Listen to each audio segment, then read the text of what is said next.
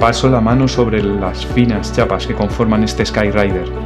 El frío de la superficie me sorprende. El gran monstruo lleva mucho tiempo callado y dormido en este museo, admirado en su quietud. Y me sorprende el frío que transmite a mis dedos. Cuesta pensar que en otro tiempo este tranquilo e inerte metal gélido fuera calentado al fragor del combate por la ira del ser humano. Aún son perceptibles algunos remiendos que ocultan heridas en su piel. Entre sus cuadernas, el hombre que le dio vida sigue aún ahí, muy levemente, de alguna manera. No solo le transmitió el alma y la inteligencia para volar y salir airoso, sino también lo impregnó de su propia esencia humana. Y ahora esta aeronave exuda el temor. Temor al oír un disparo pasando demasiado cerca, al ver elevarse los peines de munición de cañón de 37 milímetros ascendiendo hacia él en supersónico, pero también dotándole de un valor que a los pies de este monstruo, mientras lo toco, me parece tan excepcional. A mí me costaría hasta callejear con él en un aeropuerto y ellos convirtieron en rutina ponerse a tiro de la antiaérea, despreciando su vida, en este caso, para brindarla por salvar a aquellos pilotos que habían caído y que eran acechados como débiles presas en un suelo que no conocían, arrastrándose, a veces heridos, implorando un cambio en su suerte y ser rescatados. Para ellos, oír el código Sandy por la radio que identificaba estos aviones era lo más parecido a retornar al cálido abrigo uterino de la madre. Sin duda, una segunda oportunidad en este mundo. El compacto y tosco Skyrider nace muy al final de la Segunda Guerra Mundial, en un contexto de crisis de pedidos para Douglas, en cuya factoría del segundo en California se pasó de fabricar 3.000 aviones en 1944 a solo tener pedidos para 978 unidades un año más tarde. La razón de ello era la falta de un nuevo diseño que trajese pedidos. De hecho, el avión más producido aquel 1945 en el segundo era el Dauntless, un avión que había entrado en servicio antes de la Segunda Guerra Mundial y que padecía de un anacronismo evidente, pese a la huella histórica que había dejado en la guerra. Pero su equipo de diseño, capitaneado por el mítico Ed Heinemann, ya se encontraba trabajando en otros proyectos que relanzasen los contratos de Douglas. La Armada había intentado sustituir al Dauntless con un diseño de Curtiss, el SB-2C, el Diver 2, que pese a entrar en servicio fue un diseño malogrado. De hecho, malintencionadamente sus pilotos usaron sus siglas SBD-2 para crear con ellas su apodo de hijo de segunda clase, Son of Bitch of Second Class. El Diver necesitaba de un sustituto, y qué mejor que la Douglas, que también había diseñado el Dauntless, que parecía resistirse a la jubilación. De esta manera nace el SB-2D Destroyer. Pero la maldición del Dauntless obró en contra del proyecto y de nuevo sobrevivió al sustituto del sustituto. El Destroyer tenía fatales errores en los cálculos de diseño, tanto que plantearon un punto de no retorno. O bien se perdía mucho tiempo en rediseñarlo, o bien se creaba algo nuevo. Y se optó por lo segundo. Y de paso así se asumieron los cambios que la Armada había hecho en las especificaciones. De esta manera nace el BTD-1, luego SB-2D-1, también con el mismo nombre, Destroyer. Esto hizo perder bastante tiempo a Douglas, pero finalmente las pruebas fueron exitosas. Concluidas estas, en los primeros meses de 1944, la US Navy pidió 358 aviones. A la vez, Ed Heinemann, que es conocido, entre otras cosas, por ser un diseñador muy prolijo, se encontraba trabajando en otro torpedero de mayor tamaño y complejidad en torno a un motor Wasp Major, con hélices contrarrotativas para compensar el par motor y con capacidad para 4 torpederos y 3 tripulantes, una mole. Este monstruo interesó a la US Navy y, curiosamente, al hacerlo, desmerecía el proyecto BTD-1 Destroyer de la misma Douglas. Este avión fue conocido como Sky Pirate. En los albores del final de la Segunda Guerra Mundial entraban en servicio los primeros Destroyer.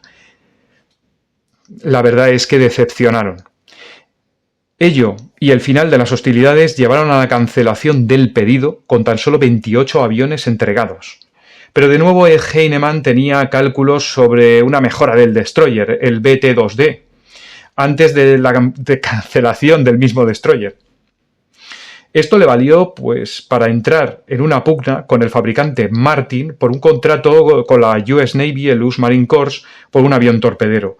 Pero a todas luces el diseño de Martin, el BTM, más tarde el precioso y parecido al Skyrider, por cierto, Martin Mauler, era un diseño que se evidenciaba más liviano, más fácil de fabricar, más convencional.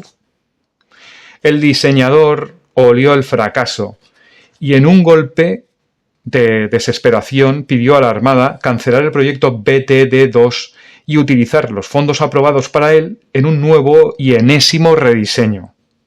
Pidió 30 días para presentar un proyecto. No lo sé, pero puedo imaginar que ya estaban hartos de Heinemann y no le dieron más que una noche. Heinemann, pues haciendo uso de lo que era tradicional en él, ya tenía unos cálculos sobre un monoplaza con un motor R2800 que podría aprovechar para ello.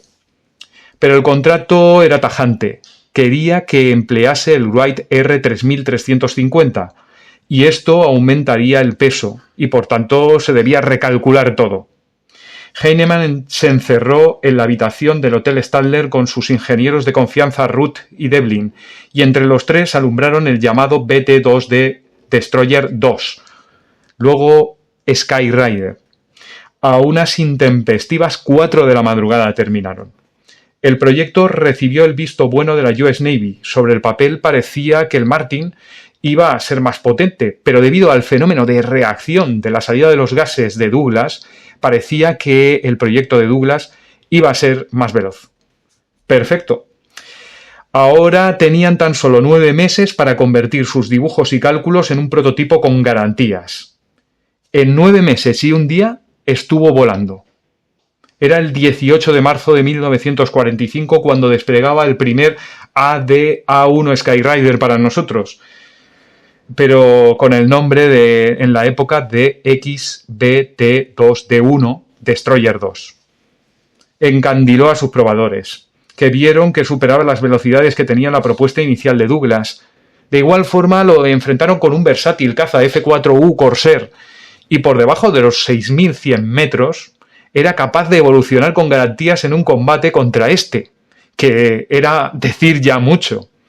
Otro aspecto que obtuvo muy buenas críticas fue el muy pensado, sencillo mantenimiento del tipo. De hecho, para ello, Ed Heinemann se pasó un mes de 1944 en el Teatro del Pacífico indagando la opinión de mecánicos y técnicos del US Navy y del US Marine Corps, y el trabajo, pues, al parecer surtió efecto. Ese mismo marzo, la US Navy firmó un contrato por los primeros 548 BT-2D1 Destroyer 2. Pero la guerra estaba acabando, y las nubes se volvieron a posar de nuevo sobre el soleado cielo del segundo. Se cancelaba el proyecto Destroyer 1, pero también el Sky Pirate, y se debatía sobre la viabilidad de fabricar aviones con motores a pistón en un mundo con Messerschmitt 262, Gloster Meteor, Lockheed P-80, Republic P-84 y el McDonnell F-H Phantom. El Mauler se irá cayendo por el camino, pero aún así, en 1946 se sigue adelante con el que ahora iba a denominarse AD-1 Skyrider en este mismo año. La producción de Douglas repuntaría lentamente este 1946. En ese año el Skyrider completa sus pruebas a bordo del portaaviones del US Sicily y se empieza a entregar a los squadrons de la Navy, en concreto al VA-19A. Poco tiempo después, los Martin Mauler pasarán a la Reserva Naval y su producción se cerrará, con un bajo número de aeronaves, mientras Douglas no solo recuperaba el aliento con el Skyrider, sino que ahora respiraba a pleno pulmón tras el éxito de la entrada en servicio de su avión.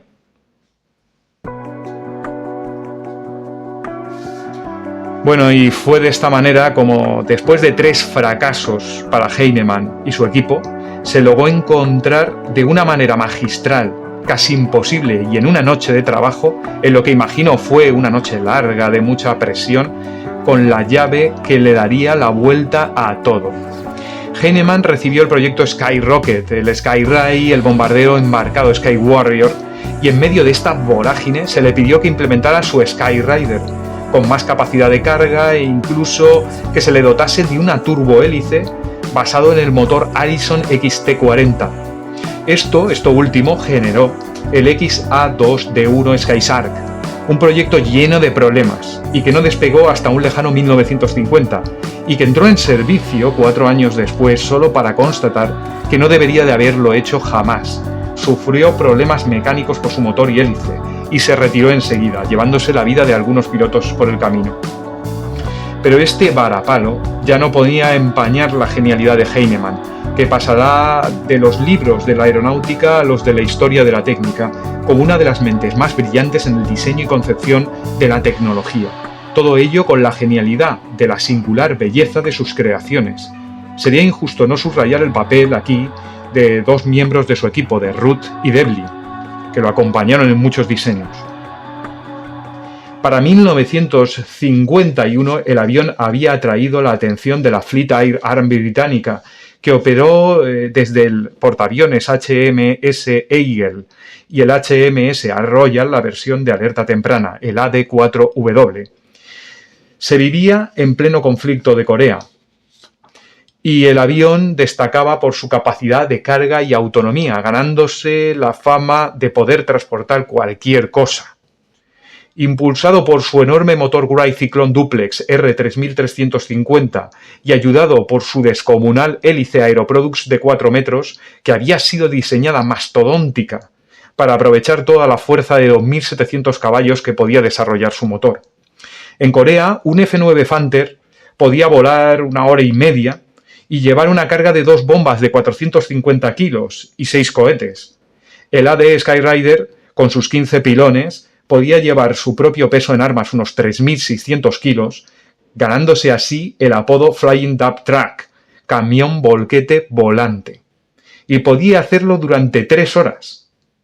De hecho, la fama de llevar cualquier cosa bajo los planos fue algo que constató el escuadrón VA-195, que operaba en el portaaviones USS Princeton, CVA-37. Que montó torpedos con añadidos de madera contrachapada para atacar la presa norcoreana de Hwacheon en 1951 y más tarde, un año más tarde, en 1952, el teniente Carl B. Austin, del mismo escuadrón, lanzaría un lavabo estropeado del Princeton en un ataque a Pyongyang, adherido de alguna manera a una bomba de 450 kilos. Un auténtico as de las operaciones navales en Corea, que recibió también pedidos de Francia, quien compró aviones AD-4 y AD-4N especializados en el ataque nocturno y que fueron empleados en combate por la Armée de l'Air en la guerra de Algeria, 10 años más tarde, en 1963. En 1960, en un pequeño país intrascendente de Asia, no obstante, encontraría este avión un nuevo operador. La administración Eisenhower admitió que era el avión que Vietnam del Sur necesitaba y empezó a enviárselos. Pero esto ya será parte de otra historia que contaremos también en el siguiente capítulo. Ahora, para dejar claro cuál es el desarrollo de este avión, vamos a hacer un repaso muy sucinto para aclarar cuáles fueron las principales características de sus versiones. Y es que cuando los ingenieros Heinemann, Ruth y Devlin diseñaron lo que sería la 1 Skyrider en una noche, poco podían imaginar que el avión se fabricaría en 22 versiones y en un número de 3.180 aviones en plena época del desarrollo del avión jet. Vamos a aclarar un poco este garimatías de versiones sin ser exhaustivos, como digo. A los prototipos XBT-2D les siguieron 25 aviones de serie BT-2D, Destroyer 2, que con muy pocas variaciones serían inmediatamente seguidos por la versión AD-1 Skyrider. El diseño se demostró muy versátil y se presentó una versión optimizada, AD-2, con refuerzos estructurales para poder cargar más combustible y más munición. Para evitar la pérdida de potencia, se le equipó con un desarrollo del Wright Duplex Cyclone que pasaba de los 2.500 caballos originales a 2.700 y que equiparía a todas las versiones siguientes excepto la última de este avión. Finalmente se le añadieron puertas al tren de aterrizaje para hacerlo totalmente escamoteable. La versión AD3 aún incrementaría sus refuerzos estructurales, incorporaría un nuevo parabrisas con mayor visibilidad y que era fundamental para el manejo del avión en operaciones de taxi debido a su rueda de cola. También se le equipó con la célebre hélice de 4 metros de diámetro Aeroproducts. De esta versión aparecieron versiones específicas de lucha antisubmarina, la AD3E y AD3S, que operaban conjuntamente. Una versión biplaza de ataque nocturno, el AD3N, con una portezuela por donde en un enorme fuselaje se metía su segundo tripulante. Una versión de la primitiva guerra electrónica, el AD3Q, y otra de alerta temprana, conocida como AD3W. El AD4 fue la incorporación de los refuerzos que habíamos visto en las versiones anteriores ya en el diseño, en su estructura. También incorporaba un piloto automático y se le diseñó una versión, la AD4B, optimizada para transportar armamento nuclear táctico. Ya sabéis lo que hemos dicho muchas veces en este canal. En esta época no hay avión que se precie que no lleve este tipo de arma nuclear.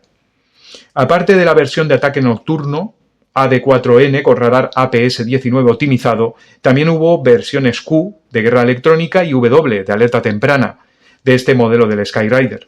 Llegó a fabricarse también versiones árticas, tanto diurnas AD4L como nocturnas AD4NL. El Fat Face, el cara gorda, el AD5 o luego AE1, A1E o A1G, sí que rompía con lo anterior significativamente. Su diseño de asiento lado a lado le da un aspecto rechoncho diferencial. El avión no tenía los enormes aerofrenos de picada en el lateral y el timón estaba agrandado para compensar el crecimiento del fuselaje. Estos aviones tomaron el relevo de los Skyrider más específicos. Los había de guerra electrónica, los US-1E de guerra antisubmarina, y los que llevaban ese enorme radar bajo el fuselaje de alerta temprana. En Vietnam, todo este equipo fue removido en los Fat Face de Vietnam del Sur y de la USAF y fueron utilizados en misiones de ataque. Las últimas versiones monoplazas construidas eran la A1H o AD6, la más fabricada, con 713 ejemplares construidos, que incorporaban blindaje en la panza y los laterales, tenían mejor aviónica y las alas reforzadas ya de serie de la versión de bombardeo nuclear. Y luego la última de estas versiones fue la AD7, que fue conocida luego como A1J y que incorporaba una mejora en el dúplex Ciclón en su motor, que elevaba su potencia de unos respetables 2.700 caballos a unos asombrosos 3.050 caballos. En lo demás era idéntico a 1H anterior. De esta manera espero que os haya podido explicar la interesante historia del inicio de este avión. Mucha gente conoce a Ed Heinemann, lo conocen sobre todo del diseño del A4 Skyhawk. Era un gran diseñador, desde luego, padre de muchísimos de los proyectos de la Douglas de estos tiempos y de la Segunda Guerra Mundial. Pero tengo que reconocer que hasta el Skyrider me sorprendió mucho el fracaso en los proyectos Destroyer y Sky Pirate. Falló en 3 aviones y en uno de ellos estrepitosamente, con errores de cálculo evidentes. Hay que constatar esto en su trayectoria profesional. También el desarrollo del Skyrider nos enseña la obcecación que tenía este hombre por mejorar sus diseños y lo fructíferos que eran en su mente. Espero que os haya podido llegar estas ideas y haber descubierto aspectos interesantes sobre el desarrollo del Skyrider. Acompáñame en un segundo piloto, en un segundo capítulo, en el que volaremos en las alas de este avión sobre los combativos cielos de Vietnam. Hasta el próximo episodio de la A1 Skyrider.